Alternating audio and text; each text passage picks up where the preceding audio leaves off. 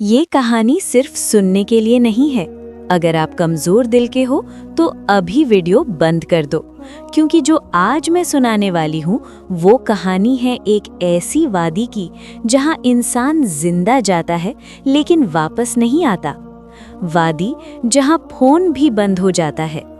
हिंदुस्तान के एक सुनसान पहाड़ी इलाके में एक वादी थी जिसे लोग जिन की वादी कहते थे। गांव के बुजुर्ग कहते थे, वहाँ शाम के बाद परिंदा भी पर नहीं मरता। मोबाइल नेटवर्क एकदम खत्म, और जो वहाँ गया उसका साया वापस आया, वो खुद नहीं। लेकिन शहर का एक लड़का अयान इन बातों को सिर्फ बकवास समझता था। अयान एक यूट्यूबर था। उसका कंटेंट था हॉन्टेड प्लेसेस एक्सप्लोरेशन। व्यूज कम आ रहे थे, इसलिए उसने डिसाइड किया मैं जिन की वादी में जाकर लाइव शूट करूंगा। गांव वालों ने मना किया। एक बुजुर्ग ने कहा, बेटा वहां सिर्फ जिन नहीं, वहां कुफ्र और कुरान दोनों की जंग चल रही है। अयान हंस दिया। जैसे ही अयान वादी में गया, हवा रुक गई, पत्ते भी हिलना बंद, फोन की बैटरी 100% से सीधा 10%। और तब अयान पीछे मुड़कर देखा, कोई नहीं। फिर आवाज आई, कुरान पढ़ना भूल गए हो? अयान का जिस्म ठंडा हो गया। अचानक अंधेरे से एक चीज निकली। 8 फुट लंबा जिस्म, आंखें जलते हुए कोयले जैसी, पैर उल्टा और आवाज जैसे 10 लोग एक साथ बोल रहे हों। जिन बोला, मैं यहाँ का बादशाह हूँ।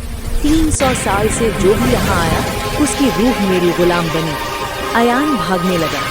अयान को याद आया उसकी माँ ने जाते वक्त कहा था, बेटा आयतल कुर्सी याद रखना। कांपते हाथ से अयान ने पढ़ना शुरू किया। जैसे ही कुरान की आयत निकली, जमीन फटने लगी, जिन चीखने लगा, आसमान लाल हो गया। जिन चिल्लाया, चुप, ये अल्फाज मुझे जला देते हैं।